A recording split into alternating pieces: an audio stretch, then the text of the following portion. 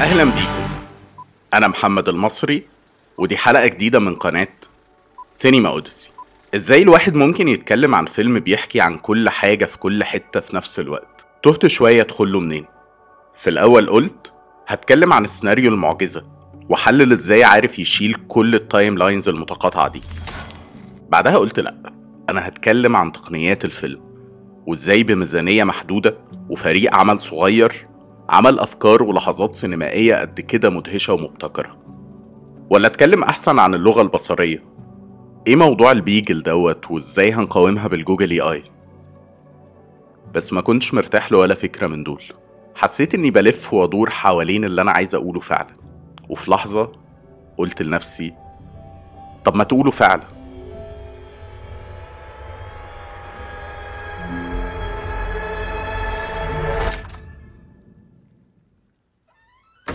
في كاتب ودكتور كندي شهير اسمه جبور متى، جزء مهم من شغله عن التروما.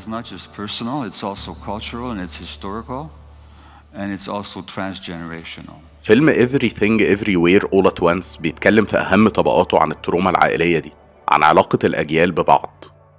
بيطرح ده بشكل واضح من أول 10 دقايق. إزاي إيفلين بتشعر بالضآلة بسبب أبوها، إزاي ده بيتنقل لها، بيبقى جزء منها، ومنها بيوصل لبنتها جوي، والدواير تعيد نفسها. رحلة الفيلم الطويل العريض الواسع ده كله هي عن علاقة أم وبنت ومحاولة حل التروما المنقولة ما بينهم.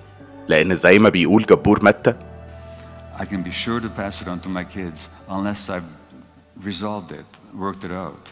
لما ده بيحصل التروما بتقف وتتحل علاقتها بالبنت، ونشوف بقى الدنيا من غير تروما وخوف وهروب عاملة ازاي. ونشوف كمان ازاي ده هيأثر في الكون كله.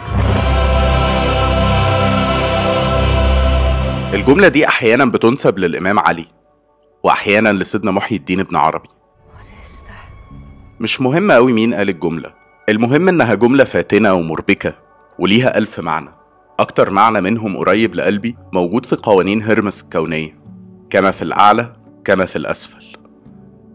إن الحياة دي عبارة عن طاقات ومشاعر جوه كل واحد مننا. الطاقات والمشاعر دي هي اللي بتجسد الكون اللي عايشين فيه. الظاهر بيكون انعكاس للباطن. الفيلم بياخد المفهوم الروحاني دوت ويجسده من خلال العوالم والتايم لاينز المتداخلة.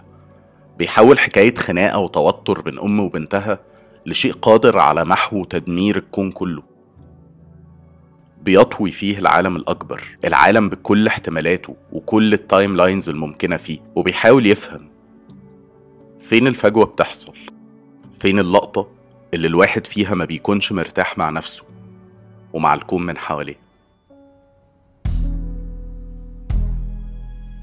المرة دي بيت الشعر ده لسيدنا ابن عربي أكيد، والفيلم بيجسد ده لما كل خطوطه وأحداثه بتدور حوالين الاختلاف.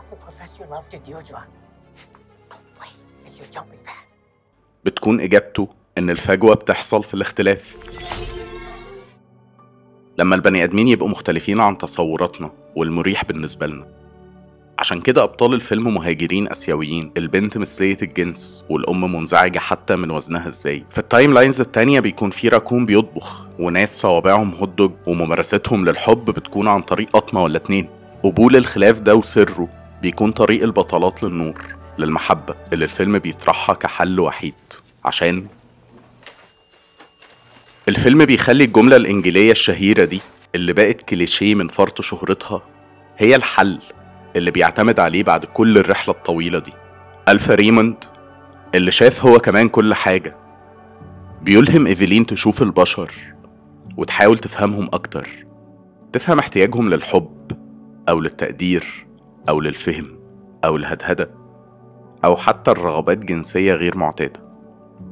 تفهم سبب غضبهم واحتياجهم لأنهم يبقوا متشافين. لما إيفلين بتقدر تفهم ده وتجسد تعبير الله محبة، ما بيكونش صعب تحب هي كمان نفسها، تحب وتشوف ايه الحلو في حياة أسوأ نسخة منها.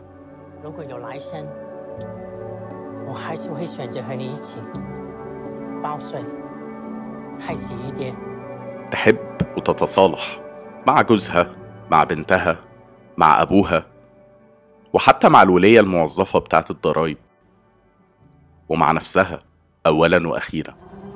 唔接受同緊要，因為呢個就係我。 مش حاجة سهلة طبعا، الفيلم نفسه ما بيقولش إنها حاجة سهلة. الواحد مننا بيقابل كل يوم معارك وبشر وأذى وتوتر، بس اللي بيعمله الفيلم إنه بيخليني أسأل هو إيه الطريق غير إن الواحد يطوي في نفسه العالم الأكبر ويكون هو الكون اللي عايزه يكون.